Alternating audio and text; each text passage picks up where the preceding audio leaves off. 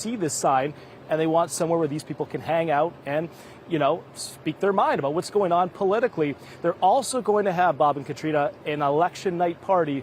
And of course, that's closing in November 5th. There'll be a lot of people here in support of Trump. Send it back to you.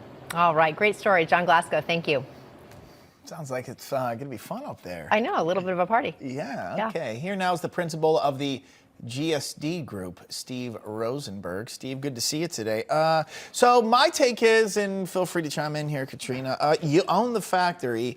You get to have as big a sign as you want. Exactly. I'm thinking of, is it the same as if you actually put a sign in your yard? Right. Theoretically. It's your property, right? Can't Free you speech. do that? Steve, what say you? Guys, thanks for having me. First of all, it's absurd. I've been following this story.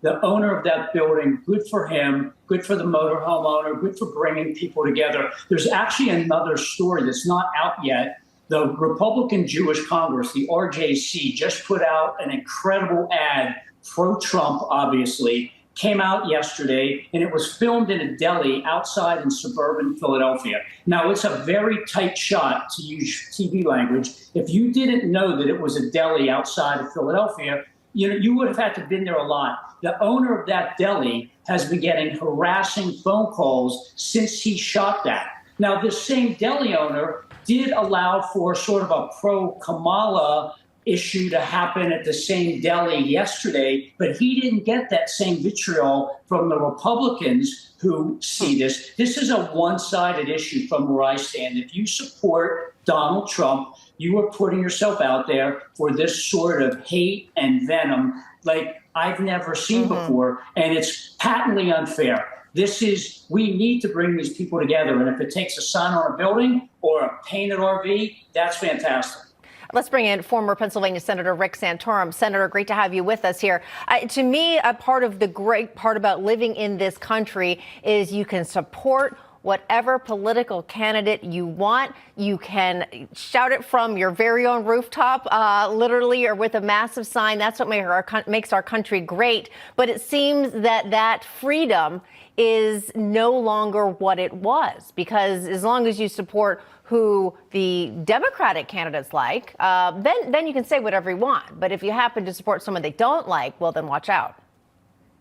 This is really typical of leftist regimes all throughout the world. If you look at these socialist authoritarian countries, they suppress dissent, whether it's Venezuela or Cuba or China or Russia, or you go, all of these countries, all of these left-wing socialist countries have one thing in common.